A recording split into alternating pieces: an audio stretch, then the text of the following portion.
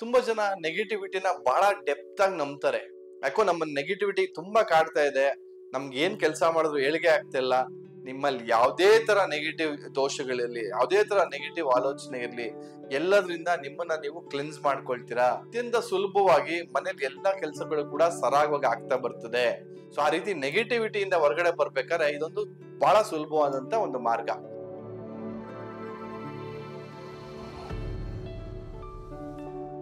ಅಭಿವೃದ್ಧಿ life style ನ ವೀಕ್ಷಕರಿಗೆ ಸ್ವಾಗತ. ನಿಮ್ಮ ಡಾಕ್ಟರ್ ದೀಪಕ್ ಗುರೂಜಿ ಮಾಡುವ ಪ್ರಣಾಮಗಳು. ಸೊ ಇವತ್ತಿನ ಸಂಚಿಕೆಯಲ್ಲಿ ಎರಡು ತಂತ್ರಗಳನ್ನ ನಿಮ್ಗೆ ಹೇಳ್ಕೊಡ್ತೀನಿ. ತುಂಬಾ ಜನ ಏನ್ ಗೊತ್ತಾ, ಬಹಳ ನೆಗೆಟಿವಿಟಿ ಇದೆ ಗುರೂಜಿ, ಯಾಕೋ ನಮ್ಗೆ ಏನೋ ಯಾರೋ ಬ್ಲಾಕ್ ಮ್ಯಾಜಿಕ್ ಮಾಡ್ಸಿರ್ಬೋದಾ ಅಥವಾ ಏನೋ ಆಗಿರ್ಬೋದಾ, ಯಾಕಂದ್ರೆ ನಾವ್ ಏನ್ ಕೆಲಸ ಮಾಡಿದ್ರು ಏಳಿಗೆ ಆಗ್ತಿಲ್ಲ, ಅಥವಾ ನಾವ್ ಏನ್ ಕೆಲಸ ಮಾಡಿದ್ರು ನಾವ್ ಅದರಿಂದ ಹೊರಗಡೆ ಬರಕ್ ಆಗ್ತಿಲ್ಲ ಅಂತ ಹೇಳ್ತಿರ್ತೀರಾ. ತುಂಬಾ ಜನ ನೆಗೆಟಿವಿಟಿನ ಬಹಳ ಡೆಪ್ತ್ ಆಗಿ ನಂಬ್ತಾರೆ. ನೋಡಿ, ನೆಗೆಟಿವಿಟಿ ಇದೆಯೋ ಇಲ್ಲೋ ಅನ್ನೋದೇ ಒಂದು ಭ್ರಮೆ.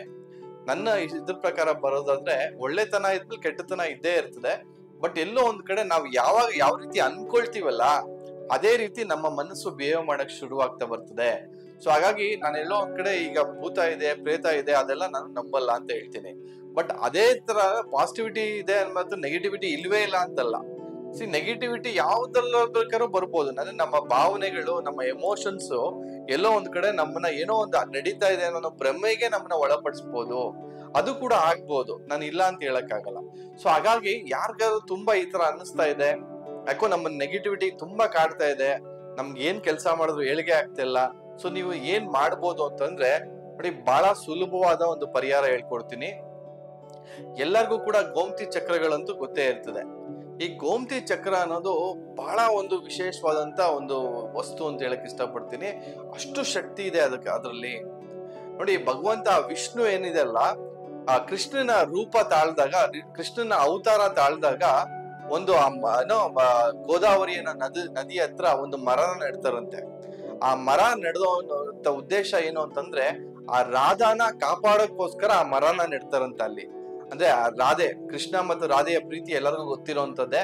ಆ ರಾಧೆನ ಕಾಪಾಡೋಕ್ಕೋಸ್ಕರ ಆ ಮರನ ಅವಳ ಸುರಕ್ಷತೆಗೋಸ್ಕರ ಅಲ್ಲಿ ಆ ಗೋದಾವರಿ ನದಿ ದಡದಲ್ಲಿ ನಡ್ತಾರಂತೆ.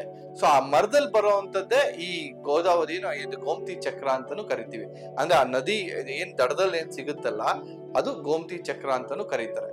ಸೊ ಅದು ವಿಷ್ಣುವಿನ ಸ್ವರೂಪ, ವಿಷ್ಣು ಚಕ್ರವಿನ ಸ್ವರೂಪ ಅಂತಾನು ಹೇಳ್ತಾ ಇರ್ತಾರೆ.